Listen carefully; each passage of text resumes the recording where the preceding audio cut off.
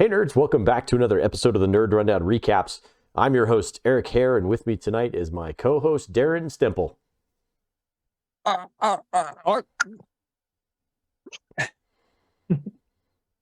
Is he having a seizure? I'm not sure what's happening. Now, I would have murdered with that.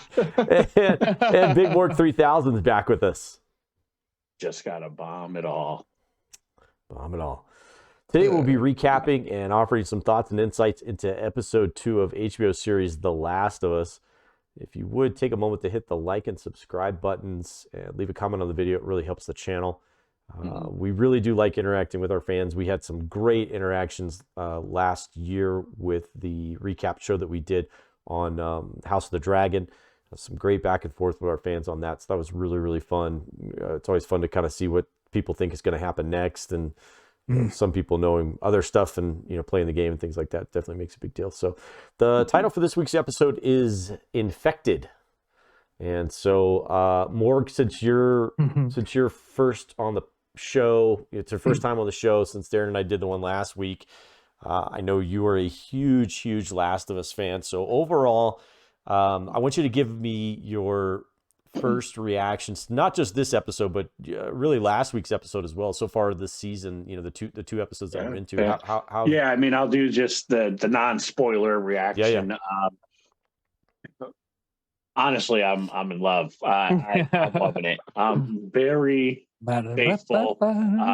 There are changes as you guys discussed, and we'll discuss in this about this episode. There are changes, but so, no changes that have ruined anything or made anything worse. If anything, it only enhanced. So yeah, very happy. This is, dear God, and please answer my prayer that anything that gets adapted from a video game again, they've all watched this show so people can go, oh, they really do just want to see the game on the big screen. Yes, that's what we want. Simple as that. And this show's doing it. So yeah. Beautiful. I can't wait to dive into it. Awesome. Darren, thoughts on episode 2? Terrifying. It was very, very terrifying. Even knowing that's something that clicker noise. That's what I was doing in the beginning, by the way. You didn't catch it. No, I knew, but a hard time. I was just hoping to scare you guys, because that is a huge piece to like cementing this as a great adaptation, is bringing the clickers to life, because everybody remembers the clickers. Yep.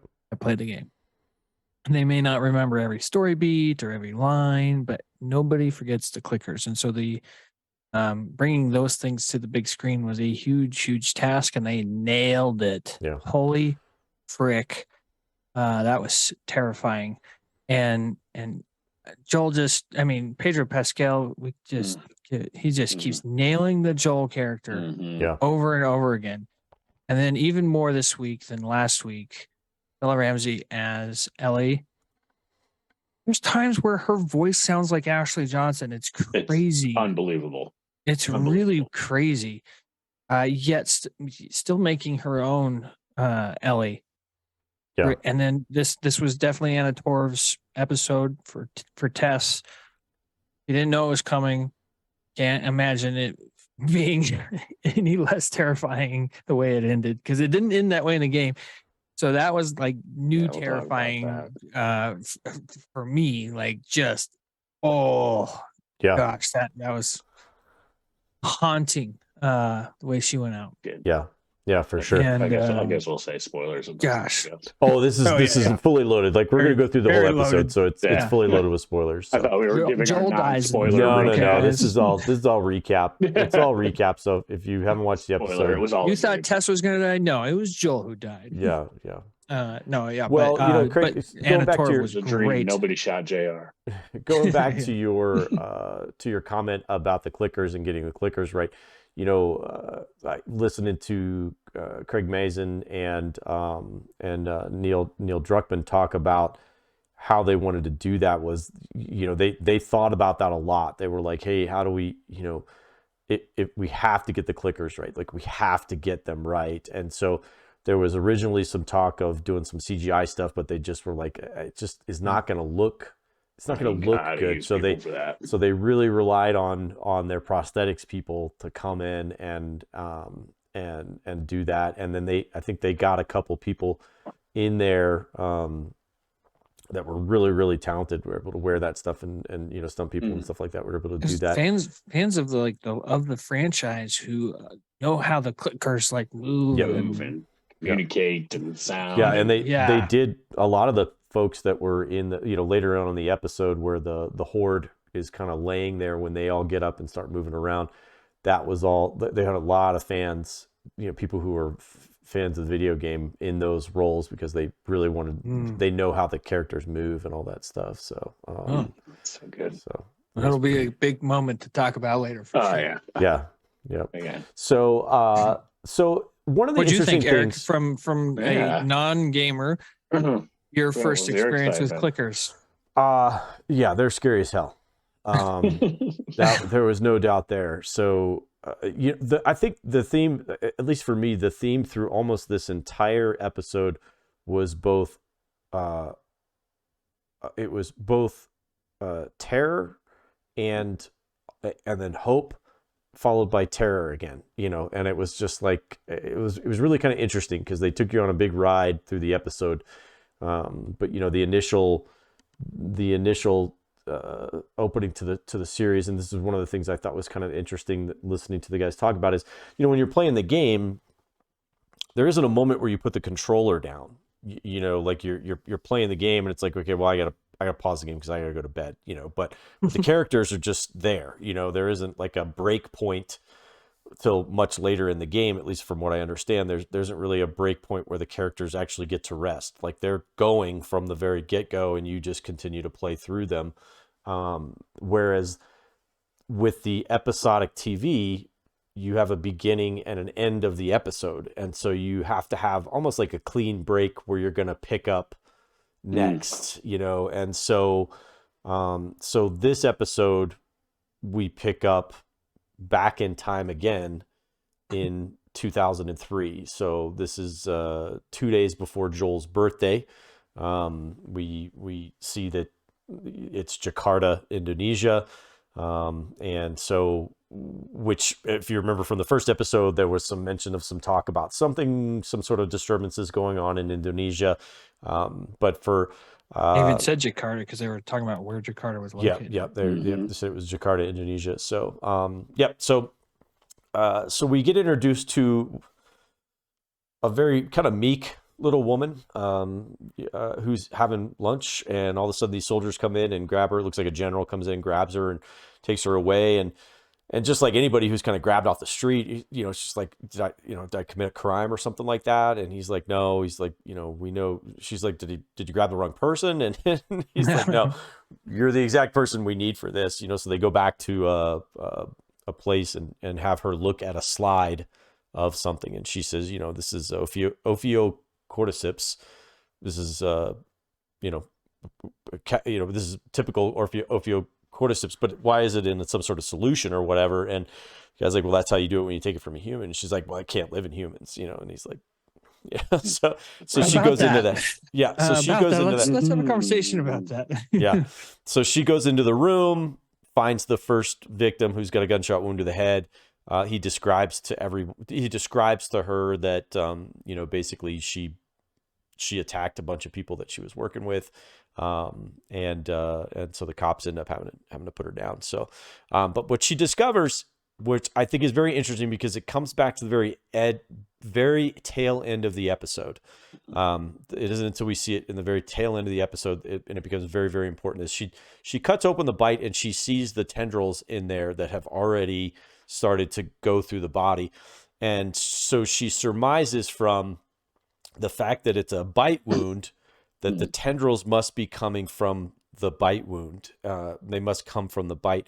So then she goes up to the woman's mouth and she reaches down and she pulls out the tendrils and it starts to move. And I was like, man, and that I don't know about you guys, but that gave me the willies. Like I was Oh, like, yeah. I hate No. stuff in you that shouldn't. It was be like, there. it was like, I'm gonna get Yeah. you. Like, yeah, That it was, stuff gets me. and so she just Ugh. like jumps out of that place Which we're like gonna as come back to fast as she something about that later. possibly can, you know. And I think the main reason why I really want to kind of focus on this lady is, and her name is Christine Hakim, I think is her last name. She plays this next scene brilliantly. Like for somebody who is only on the screen for maybe 5-10 minutes of this entire episode, she relays so much emotion and so much in just a short amount of time. I'm like, I was blown away. I watched that scene like 3 times because I was like, wow, like look at her. It is unbelievable. You know, so the general then goes on to tell her what the situation is, you know, that she was bitten and they don't know who bit her. And she says, okay, well, are there any other people from her office or from her factory that are missing? And they said, and he says 14. And if you look at her in that moment, she has a cup of tea in her hand and her hand starts shaking, and you could just see the horror in her, you know, the horror and because, and I think this is it's funny, Morg, that you picked that to say your intro, the bomb part, because she is such a meek, quiet spoken woman.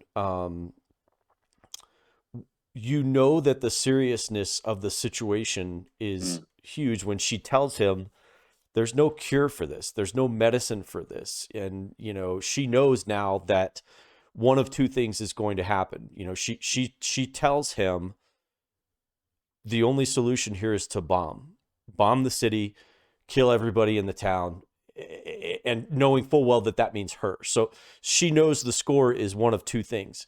She's either going to be overtaken by this disease, whatever it is that's spreading, this fungus that's spreading, or she's going to die, and her family are all going to die in a bombing.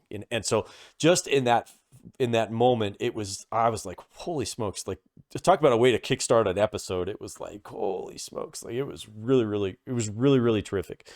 And counter to that, I have a question for you guys. Does this have a plot hole am I the only one thinking of a plot hole here that kind of bothers me, but doesn't really bother me? But, if it starts in Jakarta and it changes people very, very, very quickly, it's still several hours on an airplane to get anywhere from Indonesia to other places, you know, for the virus. Dive into that? What's that? Can I dive into that? Yeah. What I think it is? Yeah. So none of this is in the game, you know, for those of us that played the game, any of this part. And to touch on a little bit, I do want to say, I didn't necessarily need this in the beginning, just because I think they conveyed enough in the first episode about how dangerous this would be. Yeah. Like I didn't need to see it, but now it still was cool. Yeah. I still like it, especially like you said, you see that horror in her. And she wasn't selfish. She wasn't like, okay, I think you need to bomb the city in an hour. Let me get out. She was just like, no, we need to all die right now. Yeah. That's the only way you're going to stop it. Now,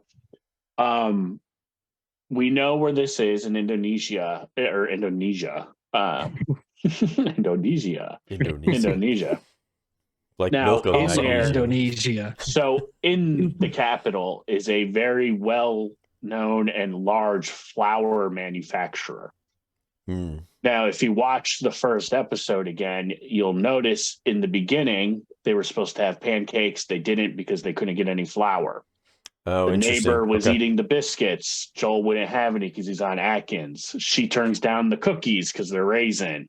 Yeah. And then they forget the birthday cake. So none of them have any flour, supposedly, throughout the day. So we think it's something to do with the manufacturing plant. Something happened there, and that's why she does spread. She does mention that flour is a perfect substrate for it. So that makes sense. So, but then that would have to go back to being spores then as to how it transmits, and they've kind of gone away from the spores, but that could work. You could still have spores. Maybe spores, or it could be the mushroom itself was in there, and somebody just made something and didn't look and just ate it. Yeah. No, that's quite interesting. Okay, well that fills that in, because I was like, man, if this thing turns people so quickly and you're on a 16-hour flight, like that plane's not making it. But it's not making it anywhere. It does say though that in the first episode there was a graph of like how long it takes. If you're bitten near the head, it's like 5 to 15 minutes. If you're bitten in the arm, it takes like 12 hours. If it's at the ankle, it takes like up to 30 hours. Yeah. That too. Well, I'll say a nice thing too, though, with that time frame that they showed of like, it was 2 days before Joel's birthday where we see everything.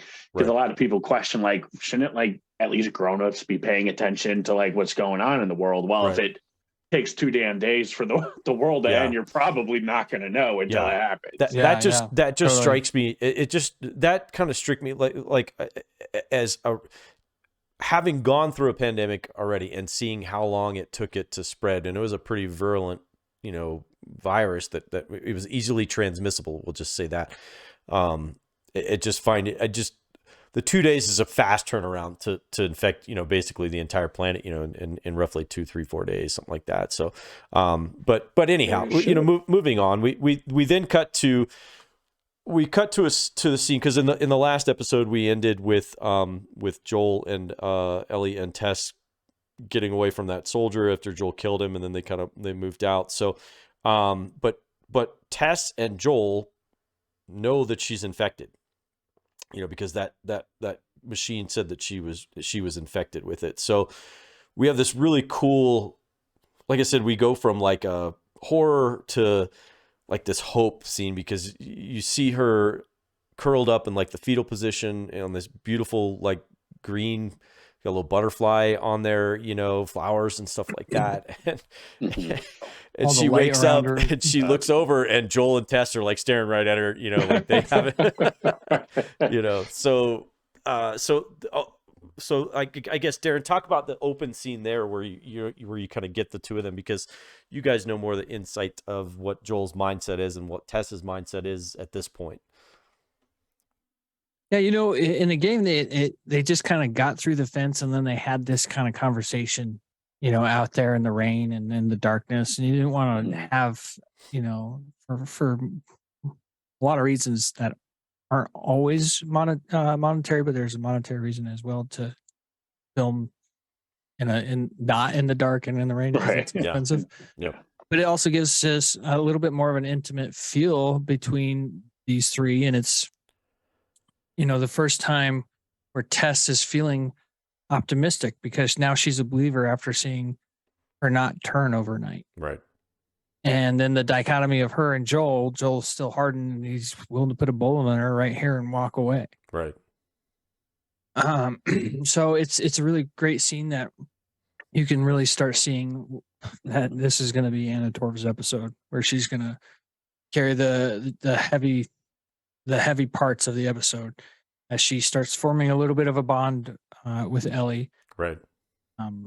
You see at the end of the episode when Ellie was like, we don't want to leave her, she's the only one nice to me. Yeah. But yeah, it was a really great little intimate moment that started blossoming the relationship of Ellie and Tess, and showed just how different the two are between Joel and Tess.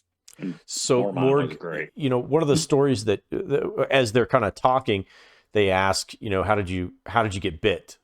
And so she tells a story of her going into a mall, and then that was all boarded up or whatever. And she says something along the lines of, she wanted to see what was inside. So by herself, she goes in and all that stuff. Right. And so, is that something that we're going to see as being accurate, or is that going to be something that may be something? Spoilers for future episodes, though. Yeah. Yeah, this would be spoilers for future episodes, so don't listen. I don't know how we're going to tell you to come back, but you have to give the whole thing away. You could just say yes or no. I'll say this: we're going to see what happened to her. Yeah, okay. Based on the commercials, we will see what happened to her. Yeah, and those that have played the game will know it will be. Pretty accurate to what the DLC did in the game, from what we tell from the commercials. So I'll say you'll see, and there's some half truths there with it, and you're going to see it play out. But it does show that, I mean, she is right. She is brave, and that is, I mean, it's fully expressed. And when they're going to show whatever they show, she is brave. Yeah, Tess says that, well, you've got some balls on you or whatever. Yeah, you've got some balls. And, you know, and Joel, I like that Joel's listening, but he almost seems a little annoyed, but not at the same time. Like, he seems a little annoyed of like, come on, don't talk to it. Like, he still is considering her an it. Right. Cargo could be infected, and it's just taking longer, and he's going to have to put her down. Yeah. But he's still, you know, he's a selfish man. Even Tess says, hey, we're selfish people. We're just delivering you because we want the crap either way. Right. We don't care if you die or not. Like, so it was good. It was a good scene just to give you a little bit. Again, more Ellie, you know. Yeah. Like when she says, like, they go, if you make so much as a sound, and she's like, pretends to be a clicker, and Tess is like, don't, you know. Because that's just her. That's, you know, she's a 14-year-old girl. Like, the sandwich line was amazing. That was another moment where you're like, was that really Ashley Johnson saying that? Yeah. She's like, yeah, fine, I'll throw a sandwich at him. there really was a lot of development, I think, with Anna Torv and with Ellie both in this episode. You know, I don't know that there was as much with Joel. He really didn't have a great. There really wasn't a ton for him to do in this episode. You know, he was, and there really isn't Joel at this point. Yeah. So I think Tess and Ellie bonding with each other, and you really get to see Ellie, who we have to remember, she's never been outside of the QZ. So this is all new for her. She's on a field trip of the most dangerous kind that there is, you know, and so the next scene that we go into is they go into this hotel lobby. And she, you know, first thing out of her mouth is she can't swim, and Joel's like, well, I don't think that's going to be an issue here, you know. As he goes and gets in the water, it's only up to his knees or whatever. But you see Ellie, you see flashes of Ellie being a kid in that scene, you know, where she's goofing around with the desk, and honestly, there's a scene where Tess and Joel, they're enjoying it, like they're enjoying watching her. I wouldn't say as parents, but like as caretakers or whatever, but they're enjoying watching her, and you know, maybe Joel's slightly annoyed, like you said, but you can see he's not sad about what she's doing, you know, being goofy and stuff like that, until of course, you know, the scare scene pops up. But I thought it was really good. They both lost their humanity, and to see a little bit of humanity in somebody else, so you're appreciating it. Right. So exactly, they're reminded of the old world. yeah, exactly. So as they're kind of going through the city, you know, Ellie's trying to figure out what happened. You know, like why are some of the buildings collapsed? You know, why does it look this way? You know, and so Tess kind of talks about, which again we talked about in the beginning of the episode, where the lady said bomb, you know, and bomb everything. And so that's what they did, was to try and stop or at least slow down the virus. They bombed the cities and killed a lot of people. And they noted that it worked there, but they said and it did work. It was rare. It didn't work everywhere, she said. Right. Yeah. So, and then the symbolism there, real quick, the symbolism there of the beginning of that episode, that prologue being about, you know, the darkness of bombing people. And then it going straight into Ellie in this light, in this fetal position. Right. Her being the light, the new light in the world. That's great storytelling right there. That's great symbolism. You know, just that. And we also mentioned the set pieces and man, the world is spot on. You know, not beautiful. It's a dark beautiful. You know, it's a dark beautiful. Yeah, terrifying beauty. It's spot on. Like it feels like you're in the game. It's spot on.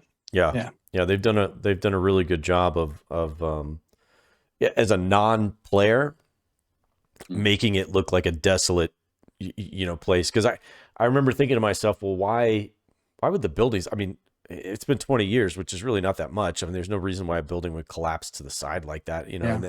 But then it come to find out that they did do some bombing and stuff like that, you know. So the cities are kind of shelled and all that stuff. So, and can we also say, I like that HBO learned the lesson of when you need to age a character, you should at least put some gray in his hair. Yeah, like in House of the Dragon with or whatever, Carson or whatever his name was. You know, he looks exactly the same, and it's been 30 years. Yeah. Yeah. Well, and you know, looking at the interesting Pedro part looks about so good with gray hair. the whole journey part that they're going through is it allows, like I said, it allows Tess and Ellie to talk to each other, and it'll, as a vehicle for you as the audience, you're in the position of Ellie because you've never been in this area either. So Ellie is asking questions on your behalf to kind of give you more information of what the world is like out there, you know, because she's like, I've heard that they can, you know, some of them can't see and they, you know, or whatever. And then she talks about, well, how long do they live? And she's, you know, she's just kind of asking all these questions. And then she moves into some not exposition dumping. It's really smartly done. It's very smartly done because if you were in that situation, you would be asking the same questions. You know, you would be asking the same types of questions. When she was asking him, like, how'd you get here and stuff too, when she was like, when they're like, all right, I guess we got a bond. Oh, yeah. Right. Yeah. Well, but Tess goes off. You know, Tess goes off to look to see the long way or the short way, whether we want to go the long way or the short way, and that leaves her and Joel. That leaves Ellie and Joel because she had to alone. go through a small area. Right. And that leaves Ellie and Joel alone. And she very quickly moves from benign questions around you. She's kind of probing, where are you from? Blah, blah, blah. And then she moves into the dangerous territory where she says, well, what about killing that soldier? You know, what about the guy and he's like, you could tell he's like done at that point. And Tess comes back kind of right at that moment, but you can tell he was not happy about where the questioning was going, you know, and I don't know if he wasn't necessarily not happy. Definitely he was like past when he was talking about personal questions. Yeah. But when she said, well, now I can't think of what she said. It literally just dropped out of my mind. She said, they talk about is it hard how many of you is it hard to kill knowing that they were once a person? And he said, sometimes. And sometimes, she says, how many, how old are they out there? Or how many? And he said, there's been some walking around for 20 years, which if you're gamer, you know what that means. Which was such a great tease. I know. Can't wait for that. So it was a really great, another really great way of doing some exposition, building out the world, building the chemistry between those two characters. Yeah. Fantastic scene. Papa Pedro. Well, and my understanding is from listening to Craig and Neil talk about Anna's backstory that she had for Tess was that, you know, Tess at one point was married and had a child, and they both got infected, and she was able to kill her husband. To kill her husband and her son, and so she killed her husband, but she couldn't bring herself to kill her son, and so she locked him in the basement of their house, and then she left. So there's all these different things of, you know, everyone who survives, and I think that's the theme that runs through a lot of these survivor type zombie apocalypse. You know, in order to survive, you may have to do things, terrible things, you know, and that's the great equalizer, I think, with everybody, is that, you know, unless you're born in that world, you probably had to do some terrible things to get to where you were. And so why did you do those terrible things? You know, and that becomes a big issue. You know, that's one of the things that I think they've forgotten in The Walking Dead is getting back to the why did you kill, you know, but anyhow, so as they're walking, they kind of get through there. And so Tess explains to Ellie, you know, about the infection and how the fungus is not just independent and stuff. They are, you know, hive mind, a hive mind. And then in some instances, they even, damn cat. They even are connected based on they're connected based on the tendrils, and they can be up to like a mile away. So you could disturb them in one place and wake up a dozen a mile away, and they know exactly where you are, and they're coming for you, which sets up a situation. Would you call that Chekhov's hive mind? Chekhov's hive mind. Yeah. So that's a big change from the game. That's a very big change from the game, because in the game, the similar threat to that was spores. So in the game, there'd be certain areas where they're the ones that have sat around, like we saw in the first episode, that was infused in the wall, would be spreading spores, and they would have to put on gas masks and go through. It's a big thing in the game, especially involving Ellie at one point. But it makes sense that in a game you can roll with it, like, oh yeah, the spores are self-contained to the basement for some reason. Yeah, I accept that, and you just walk away. Whereas in a show, it's like, well, if the spores can transmit it, then I mean, hell, if it's a breezy day, you walk outside and you're dead. Literally everybody. It makes sense to do this hive mind, which I thought was really neat when they kind of showed all the flickers in the road as Tess is explaining this, and you see them reacting to the sun and the shadow from the clouds, which I thought was really neat, where they were like wanting to avoid the sun because the fungus prefers the darker areas. And the hive mind thing, that's very true. I mean, that fungus can do that. It can communicate with each other and stuff. So I thought that's a very neat and even more terrifying of a threat than the spores in the video game were. Well, and the interesting thing to me on that one is that the tendrils want to connect to each other. They want to have that connection with one another, which again comes back later. So at the very beginning of the movie, or very, very beginning of the episode, you have that one tendril that's moving and it's kind of freaky. Kind of. And then middle of the episode, again, you're talking about the tendrils and how they connect it. So the scene at the very end of the episode, you have that connection that needs to be made, and we're going to talk about that. That's one way of putting it. So we go. I think was the long ways blocked by all the that's by the all dead creepers. way. That's the way you do not want to go. Right. So they end up going through this museum, and it's a house of horrors in there, and that's where we get to the clickers, which I remember seeing it in the trailer, at least bits of it in the trailer, but holy shit, like with the lights out and being dark in the house, it was intense. I mean, it was really, really intense to watch that scene. So, okay, I've been waiting to hear what you thought and what Stacy thought, because well, Stacy hasn't watched it yet, so we're gonna get to it. But I actually want to hear from you, Morgan, on this one. Mm-hmm. For someone who has played the game so many times, how did it feel to see them in real life, for the first time to get like a real. Listen, I played it and beat the game at least 5 times. I bought it on every PlayStation system has been available on. I'm playing through it on the PlayStation 5 right now again. This museum scene was the game. I mean, it was. There was some differences again because they're going with the hive mind thing. So they check the fungus on the way in. He's like, "Oh, it's dried out, so it should be good," type thing. Yeah.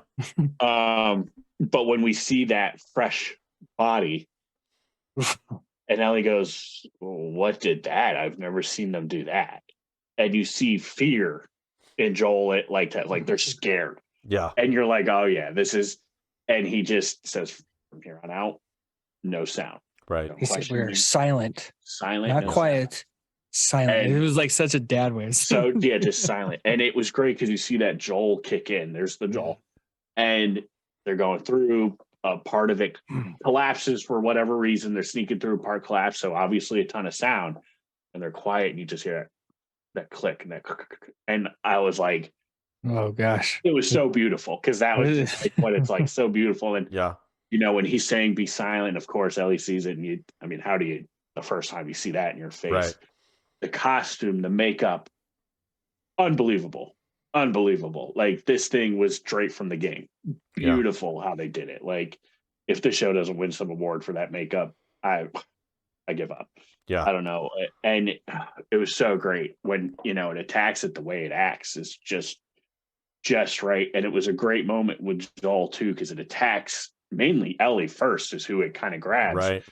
And Joel in his Joel way, you see him grab it and pull it off of her to him. Right. Because he'd rather it on him than her. So it's like you see that instinct kicking. And meanwhile, Tess is being chased by another one. And oh, man, it's, it's so Neil terrifying. Neil Druckmann directed this episode. He did. The Yeah. creator of The Okay. Last of Us. Yeah. I could see it. Yeah. But it was written And- by Craig Mazin.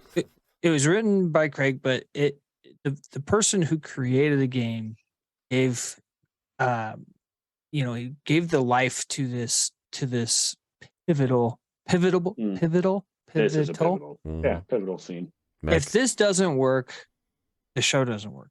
Right. Yeah. Oh, yeah. if you don't It get- it could probably work on every other level, but if the clickers don't work, it doesn't work. And they freaking nailed the clickers. Yeah. Because if anybody who's played the game, maybe they played it in 2013 and they haven't played it since. I only replayed it recently in this last fall one time since 2013. So I was very fresh kind of going into this. You still remember and you will never forget the clickers. But I couldn't tell you. I'm like, wasn't that in Pittsburgh? And Morgan set me straight on timeline stuff. So it's like details are very fuzzy, but one thing that's not fuzzy, the clickers. You nail the clickers, this show will work. And now I have confidence for the entire season. Yeah, they couldn't have made those any better. Oh, they were so freaking good. And when he's reloading his revolver, and you feel that anxiety from the game when you're reloading your revolver in the game, and the clicker's like right behind that wall. That anxiety was way more intense for me watching it last night than playing the game. And I remember the first time I played the museum level, I was just like, this is the freaking most scared I've been. Yeah. It was so good. And, a cool thing they showed too with that scene when they get rid of the one clicker and then they're down to the last one, and Tess comes running around and smacks it in the side of the head with an axe. Yeah. And you think to yourself, like, why? Well, if you shoot it in the head, it dies. Why wouldn't that kill it? But the cordyceps, when they get to that level, they almost become like an armor. Yeah. And they're harder to kill. But a neat thing too is when he hit it in the ear, it just kept spinning in a circle because it messed up its hearing and its equilibrium. Right. So it like didn't know what to do and just spun. Yeah, in they're a basically circle, Daredevil. which was pretty cool. Yeah. And then they just They're basically Daredevil. yeah, they're Daredevil. Yeah, it's really. You see Homelander to come up and smack the Well, ears. and Joel makes a clear signal to her, to Ellie, as they're in there, and I think it's a good move on their part to really kind of make it clear that they can't see. He signals to her that they can't see, but they can hear. So you have to be quiet. I mean, he tells her that earlier, that we need to be silent. We need to be silent. But she doesn't fully grasp what that means until that particular sequence takes place, and then all of a sudden it's like, oh, okay, I get it now. I get that's why we need to do that. So to the cluster of when they attack after she, freaks out. Yeah, was very much like the game when you're just sneaking and all of a sudden you just make a little too much noise and they all turn and it just happens like that in the chaos and the running yeah. It's incredible. Like when it was chasing him, it was just like, because in the game you'll come around a corner and there's a clicker. You accidentally bump into it. Yeah, he's like right there, and you're like, and it's the scream is spot on. It's spot on where Joel shoots him in the stomach. They're not that the cordyceps the cordyceps needs the brain. Yeah, it doesn't affect them when you shoot them in the chest. So it's just like. That adds to the whole, these things are the scariest freaking things. Almost the scariest freaking things. There's some other things that are scary. Pretty wild. But also, you know what? There's a line last week that I love. There's a line last week that I love, and it's from the radio guy. And he says, there's worse things out there than the infected. Laborers out there. There's slavers out there. There's some other groups out there that are pretty bad that we'll see. So it just lends to the okay, this is only part of how freaking crazy this story is the clickers may not even be the worst part about it, or Yeah. the scariest part about it. Yeah. Well, and not that I don't know the thunder, but the very important thing here happens with Ellie too. Well, I want to rewind because I think we're going to go. Sorry. No, it's okay.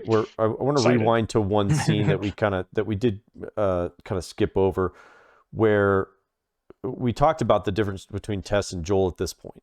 Joel is still focused on he just wants to go back to the QZ, doesn't want to be here, doesn't want to do this.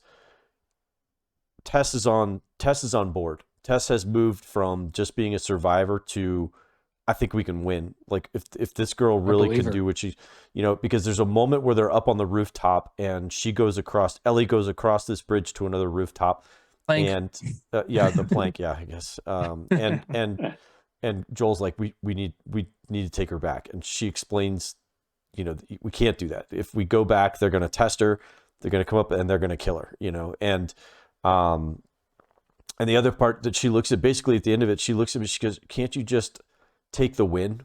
Can't you just be happy that there's a win here? Like we're able, like she fought this thing off and she's fine, So yeah.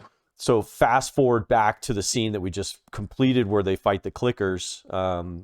She comes out and her arm is wounded. She's clearly either been scratched or been bitten on the arm again. Yeah, I couldn't tell if that was like a bite or not with that. But yeah. So, she comes out and she says, well, if it was going to happen to one of us, might as well be me. I'm the best one to have this thing happen to. So she, they wrap the bandage up and then they kind of move on. They move on to the State House, which is where they're supposed to be meeting the Fireflies to drop Ellie off with them. And then that's where they'll get the battery and get the truck and be able to move on. But clearly from the get-go, things are not the way they're supposed to be. So they get in there. The sense of the theme here. Yeah, right. So they get inside the building and want to go back to set design. This was gorgeous, especially the way it was lit. It's like this sunset time period, and the way it was lit was really, really cool. But clearly this was a Firefly base at one point, rebel base at one point. But everybody's dead. Everybody's killed somehow, so Joel and Ellie, she's like, how did this happen? And he says, he rolls one of the guys over. He goes, the one guy got bit, and then the living fought the dead, and everyone loses, and that's basically what happened. And so Tess at this point, and prior to this, as they're kind of going to this rendezvous, she is way ahead of them. Like she is pushing the pace, which is a little weird. She's leaving Joel behind. She's like, and Ellie, she's like really pushing the pace along.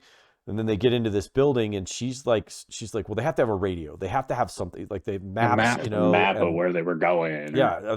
Something, and Joel says, Tess, what are you doing? Like, let's just go back. Like, let's just go home. And she explodes on him. She's like, that's not my fucking home, is what I think is what she says, or whatever. Yeah. But such a powerful line. Yeah, it was because she's just full of rage at that point. She's like, that's not my home. Full of urgency is what she's full of. Well, she is, and she says, I'm not going back, is I think what she ends up kind of saying. I'm not going back, and Ellie figures it out. She goes, oh fuck, she's infected, and Joel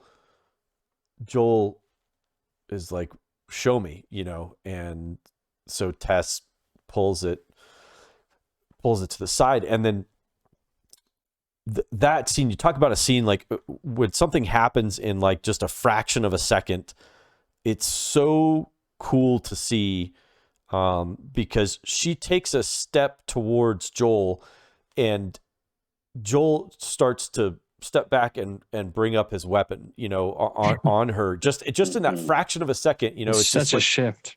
Yeah, like that quickly he has moved from them having this tight relationship where she pretty much was the boss of the team, and he was the muscle, to I got to do what I got to do. I'm not going to hesitate to put you down.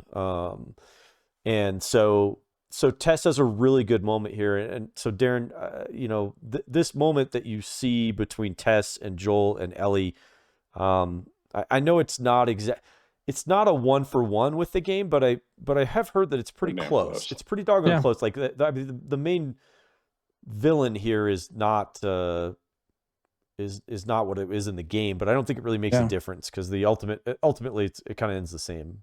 Yeah, well, in the game it's Fedra that's chasing him, not a zombie horde. Yeah, and I like that change because once you leave the QZ, it's like, why is Fedra?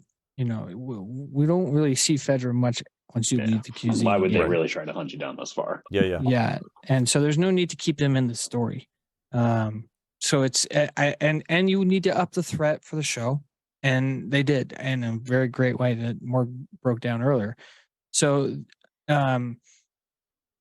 the change is great. I love the change. The scene where with Anna Torv, her Tess is just such a powerhouse, and her last little bit is, hey, I never asked you to feel the way I feel. Never asked anything of you. You go save who you can save. Try to find some humanity that I found in these last 24 hours.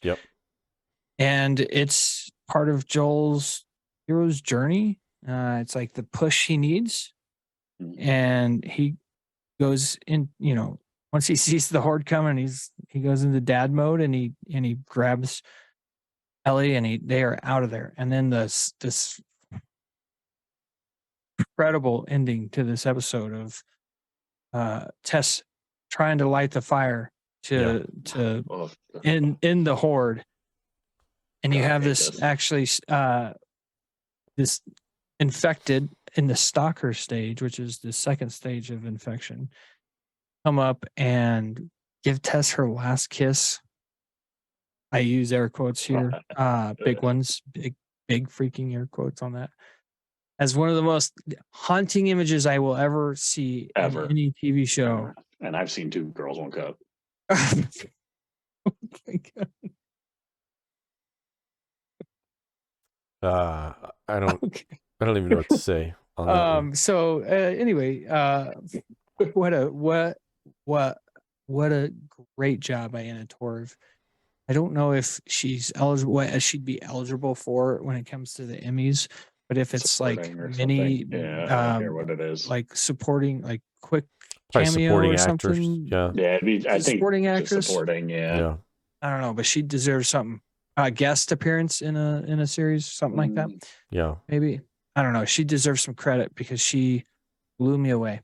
And Tess in the game is a powerhouse, and Anna Torv took it to another level. Yeah. Perfect. And it was incredible. And like you noted, it was different in the game. That was the Fedra's coming, so she was like, "I'll hold them off a little bit," and it leads into a longer section of getting out. It's so I do like that change as well. And the reason they come, to point out too, one thing Tess points out, is significant that Ellie gets bit because she grabs Ellie's arm and goes, "Look at this. Yeah. We were both attacked at the same time, and look at me already and look at her. Right. This is real. You need time to believe. Yep. This is real." Which was very impactful. But then one of the dead, who we thought were dead on the ground, moved, and they shoot him, which then you see the tentacles touch the hand and wake up the horde. Right. Which which is awesome, to really show that in action. And then again, she dumps a bunch of gas and grenades, and after the 5th attempt at lighting that lighter, I think it would have just gone for a grenade. Well, and I was thinking that scene was so cool because they have it where the guy's out of focus. It's really on the way they shot that was really, really terrific. Where he's out of focus, you just see all these guys running by, and then one stops, and so you just see him, and then as he makes his way to her, and you can see that the change because they're all running past her, so they must sense that she's already. I think they know. They know, but he stopped for some reason to because he's a stalker. But maybe, but I think he could see. He's out of his already one eye, right? He's connected to her. Mhm. Like he wants to connect with her, even though because she's That's already the way I took it. Like Yeah. join us, That's good. the Right. I like horde. that. Come on. because she's Yeah. already infected, but Fairness, she we have hasn't cookies. gone the Come on, full way, baby. and so in a way, and for listening to Craig and Neil talk about it, in a way, it's a love. The fungus has a love for Spreading. itself, Yeah, you know, Yeah. and it wants to connect with itself, and so you have that moment where he's sending out that thing, and she's almost accepting it, you know. Well, I wouldn't say almost, she is accepting of it because part of her is being taken over by the fungus, and then her last bit of humanity is to try to light that lighter one more time, just to give Joel and Ellie a chance, you know. And so with that, because she doesn't want to go out like that, you know, she doesn't want to go out like that. Yeah. So just unbelievable way to end Phenomenal. the episode. And, yeah. And again, like you know, Darren, Phenomenal. when he grabs Ellie. Yep. And she doesn't want to leave. That was such a perfect Joel when she's like, no, and he made the decision. He knows. Yep. Boop, no, we act. We're out. Yep. Done. Yeah. Yep. This is it. Even though he's connected, he's just gonna be like, this is it. We gotta go. Yeah. Done. She's done. Never seen Yeah. her again. Whatever. Yep.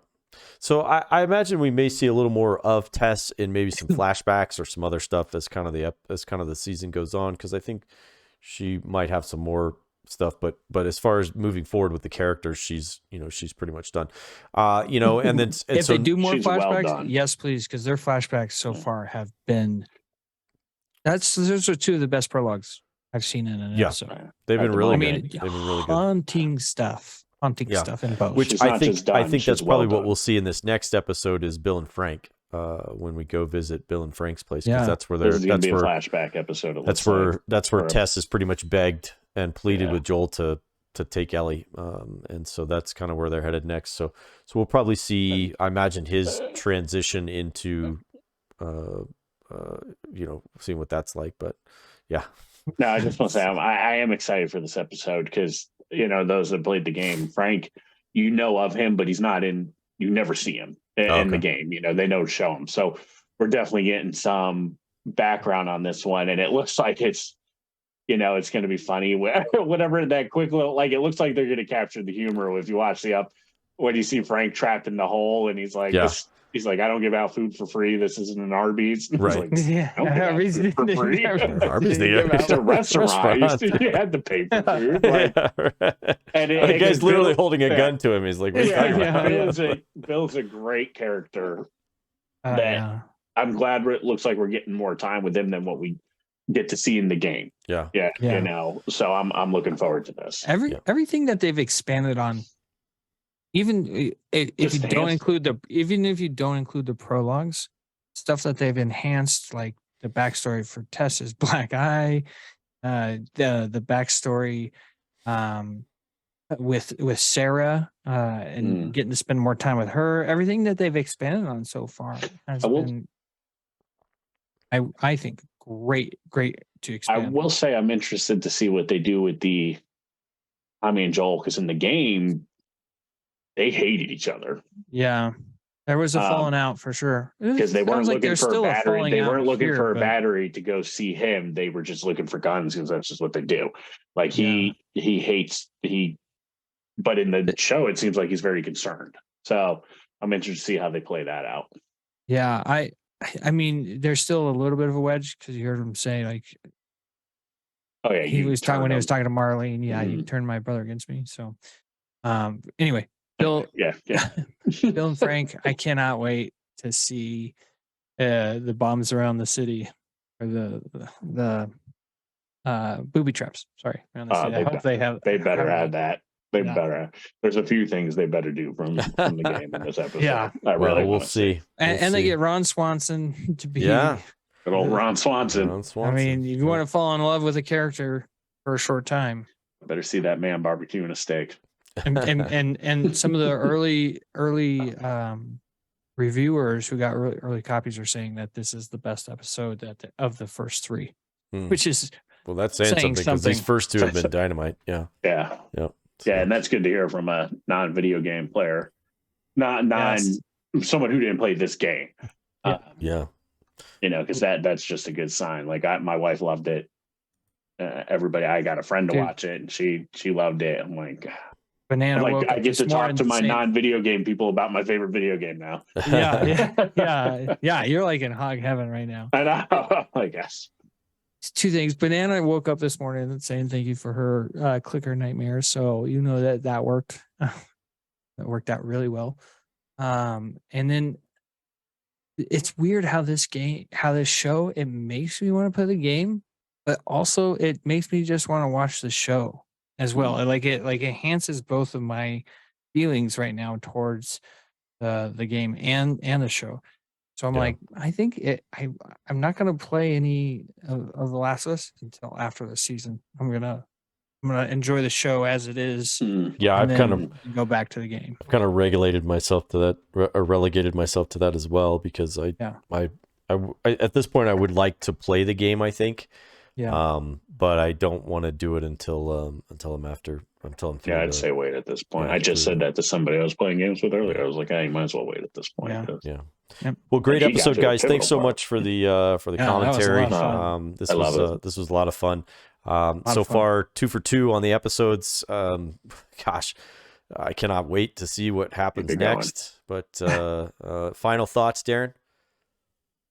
Like I said, nailing the clickers gives me hope that this is going to be a full-on masterpiece. Yeah. So looking forward to more expansion on the the story, but I'm also really loving the expansion on the outbreak, the prologue so far. Give me, if they have a prologue that builds up the virus or the outbreak all the way through, I will be a very happy man. Yeah, because that's a character in itself, you know. Yeah, for sure. Mork, I'm thrilled, love it. As long as they keep on track like they're doing, it will be great. I do hope they don't cram the whole game into the first season. I want them to split it up. Yeah. No, fantastic. And I am praying that this changes the video game to live action adaptations moving forward. Yeah. Well, thanks everyone for joining. Leave comments. You, Eric? Last thoughts? I loved it. Yeah, I'm loving it so far. I really am. I messaged my brother last week after the first episode. I was like, dude, you need to watch this. Frank's watching it. And then I'm trying to lasso. Now that we finished Jack Ryan, I told States, I said that we got to watch this one. So, so let's talk about it in the comments. Yeah. Yes. Yep. Yeah. I want to hear your thoughts. Just in the comments. But with that being said, thanks everyone. Have a great rest of your evening, and we will all catch you later on the Nerd Rundown recaps. See ya. Bye. I don't know. Just throw a sandwich at him. Deuces. Deuces.